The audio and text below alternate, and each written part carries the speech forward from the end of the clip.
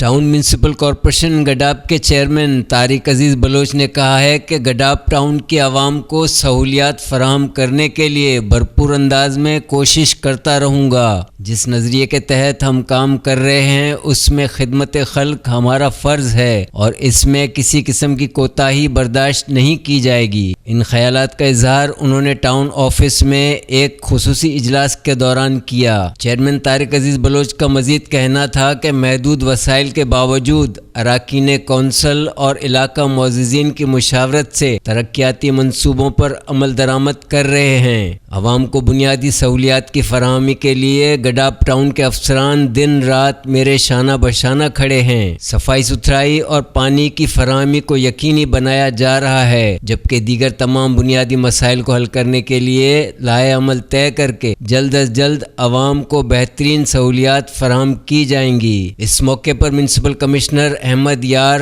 افسر مالیات Iftikhar دایو، director HRM Haji Sharif Sheikh, director social welfare and culture Nabeel Baloch, director taxation Zohaib Baloch, director information Rizwan Sabir, director advertisement ہدایت اللہ شیخ اور director sanitation اشرف بلوچ بھی موجود تھے۔